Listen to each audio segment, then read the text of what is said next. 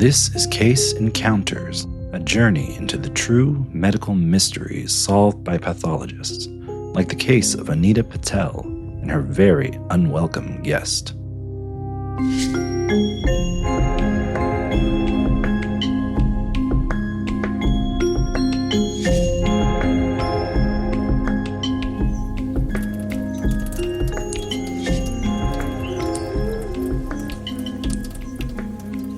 This is Mrs. Patel, an active 76-year-old woman with an adoring family, a home and garden she loves, and a simple life.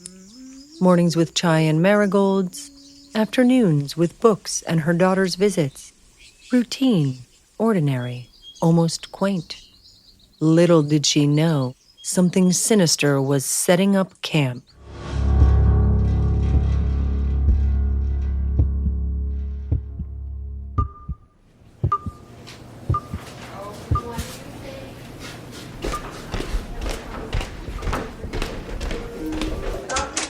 I just forget things sometimes, Dr. Rao.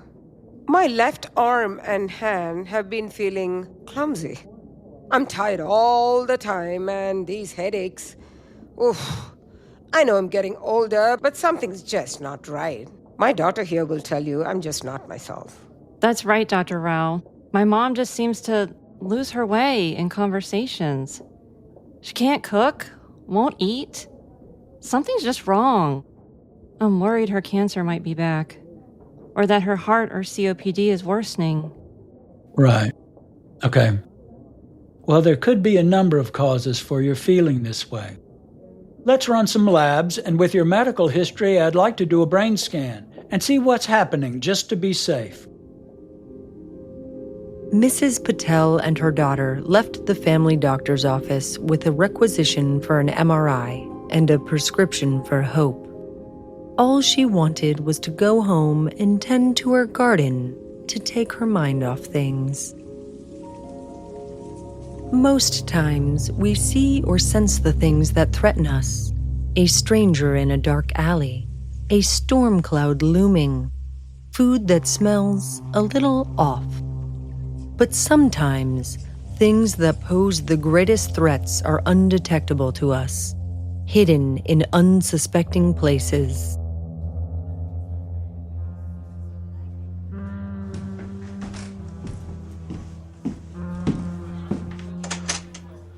Good morning, Anita. Been a couple weeks. How are you feeling? Pretty much the same, really. I'm not even finding peace in my garden these days. I was just over there yesterday, and there are weeds, and the bird feeder's empty. This isn't like you, Mom. I know, dear. I'm just too tired. I'm sorry to hear that.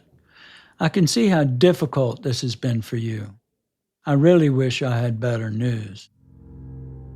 The MRI shows a mass in the right side of your brain. Here, let's have a look at this together. It's about the size of a golf ball, roughly 5 centimeters. The center is necrotic, which means the cells in the center of the mass are dead, and the edges are swollen. It could be a recurrence of cancer, but... Not again! I thought I'd beaten this. I was feeling so good for so long. The language of medicine can sound precise, but precision isn't always certainty. To the scanner, it looked like cancer.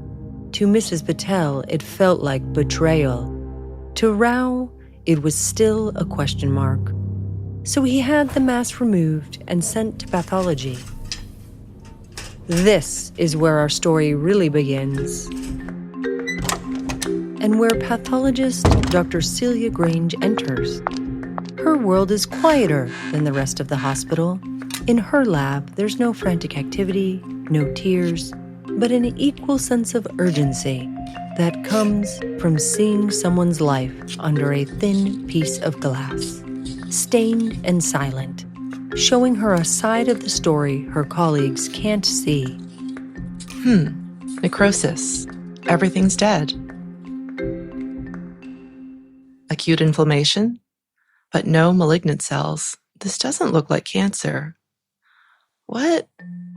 What was meant to be a confirmation of the suspected diagnosis, cancer, instead unraveled into a tiny garden of chaos, a battlefield of immune cells, tissues in ruin, fragments that didn't belong. Not a malignancy, a mystery, the kind that deepens the longer you stare at it. Not what I expected. Let's stain these little guys and see what lights up. Stains are like flashlights in the dark. Each one shines a different colored light, coaxing hidden clues into view. Cytokeratin? No metastatic tumor cells. The gram stain is filamentous, branching. For most of us, this stained tissue sample would look like a pink and purple splattered painting in a modern art gallery. For Dr. Grange, those specks of color provide critical detail, clues revealing something she didn't expect. Ooh, silver stain really highlights those filaments. Acid fast is weak, but it's real. Is it? Cancer had been the suspect, and it's what Grange expected to find. But what she saw wasn't a runaway tumor. It was a microscopic intruder lurking in the tiny folds of Mrs. Patel's brain. Wow. Nocardia. A soil organism in her brain? Rare, but there it is. No record of a lung infection in her chart. Where did you pick this up, Mrs. Patel?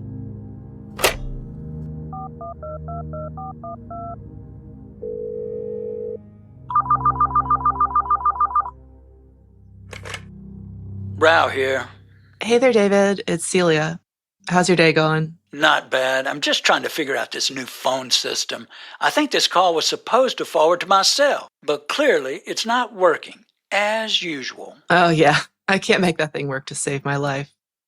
But listen, I've been reviewing Mrs. Patel's chart. Has she been traveling anywhere lately? Maybe camping or something? Camping? She's 76. I mean, I guess she could have been, but I doubt it. Why? What did you find?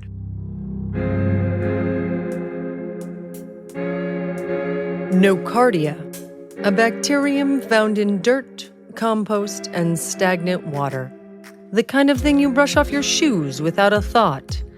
And here it was, masquerading as a tumor inside Anita Patel's brain, confusing her, stealing her appetite, giving her headaches, and generally interfering with her ability to enjoy one of the things that brought her the most joy, her garden.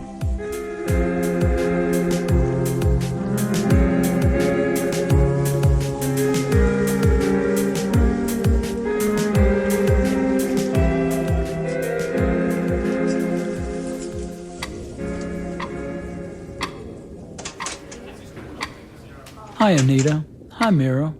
Thanks for waiting. I know these results can feel like they take forever. How are you feeling today? She's just not getting better. Walking around the house all day, putting Post-it notes with our names on everything so we know who gets what when she's gone. I keep telling her she'll outlive us all. You never know, Meera, honey. Who'll feed the birds? Are you going to make sure the marigolds are watered enough? I have so many books piled up to read. Well, the good news is you'll have plenty of time for the books, and you'll be back to your garden in no time. The results from the biopsy tell us the mass is not cancer. Thank goodness. It is a pretty serious infection, though. It's caused by a bacterium called nocardia. An infection? In her brain? How on earth did that even happen? It's rare, really, but the earth is actually the likely culprit. These tiny creatures live in soil, decaying plants, standing water. We can breathe it in, sometimes without knowing.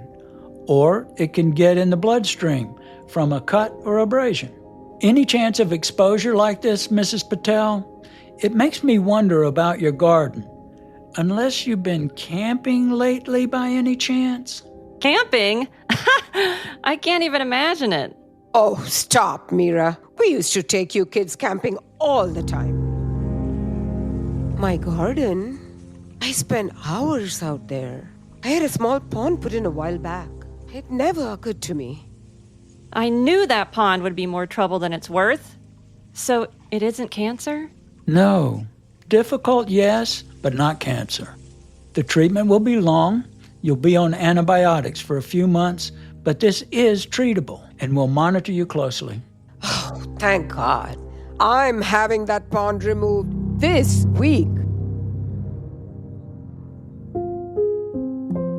Mrs. Patel was lucky. She got diagnosed before the nocardia caused any real damage. The mass was extracted, and so was the pond. The garden had always been her sanctuary, a place of beauty, peace, love. But love, even of simple things, can open the door to strangers. Sometimes they arrive with gifts, sometimes. You've been listening to Case Encounters. This story is inspired by a true medical mystery solved through collaboration, curiosity, and a pathologist. Names and locations are fictitious. Until next time, stay curious. The voices you just heard are those of real pathologists, the people who work long days and even longer weeks to solve medical mysteries big and small. To learn more about the work pathologists do for patients, visit yourpathologist.org. For a full list of the pathologists featured in this episode and those who advised the creation of this story, please visit the show notes. Case Encounters is a production of the College of American Pathologists with creative support from StudioNorth. Produced and directed by Natalie Gregory. Sound design, editing, and original music by Jake Sorgan. Written by Paige Freeborn for StudioNorth.